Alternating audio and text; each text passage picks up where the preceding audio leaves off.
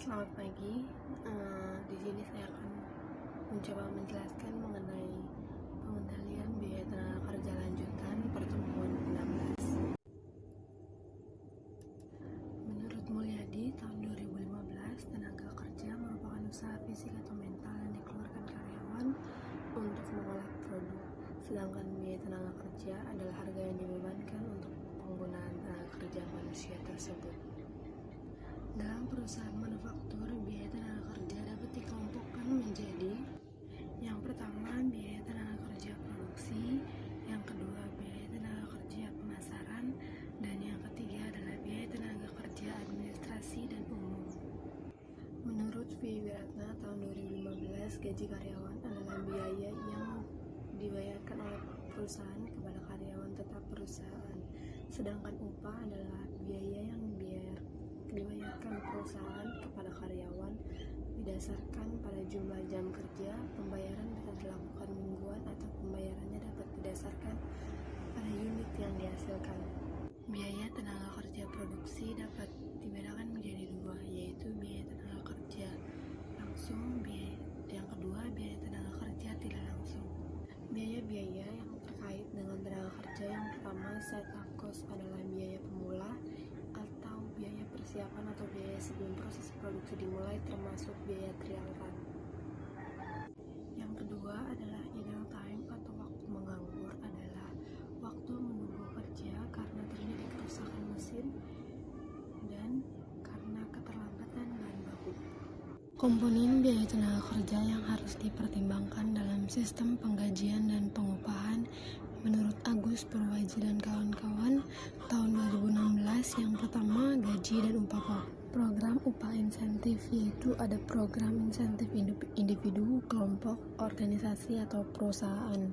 Kemudian yang ketiga yaitu upah lembur dan premi lembur. Premi lembur menurut Wiratna tahun 2015 adalah sejumlah uang yang dibayarkan perusahaan kepada karyawannya karena bekerja melebihi jam yang ditentukan perusahaan.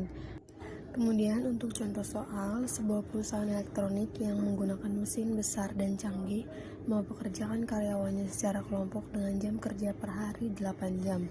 Setiap kelompok terdiri dari 10 orang dengan upah 3.140 per jam ataupun per orang. Produksi standar setiap kelompok 50 unit atau 500 unit per hari.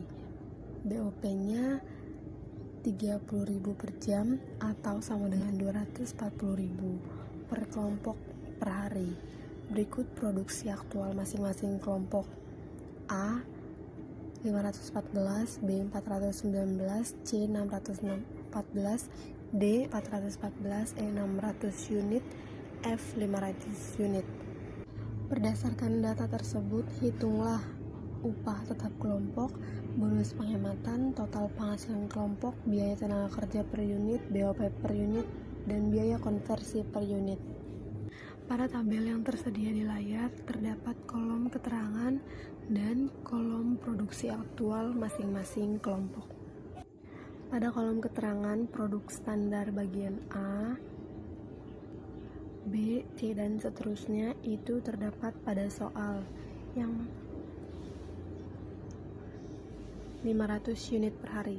Kemudian untuk produksi aktualnya itu diisi sesuai dengan nilai masing-masing produk aktual yang ada di soal. Untuk waktu aktual C itu diisi dengan kelompok dengan jam kerja 8 jam per hari untuk 10 orang, jadi dikali. Untuk waktu standar sampai dengan biaya konversi per unit itu diisi sesuai dengan rumus masing-masing. Untuk waktu standar bagian D itu yang B harus dibagi dengan A baru dikali dengan C.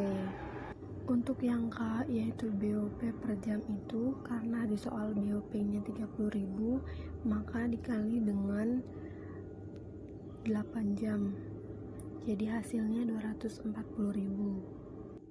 Sekian materi yang bisa saya sampaikan, kurang lebih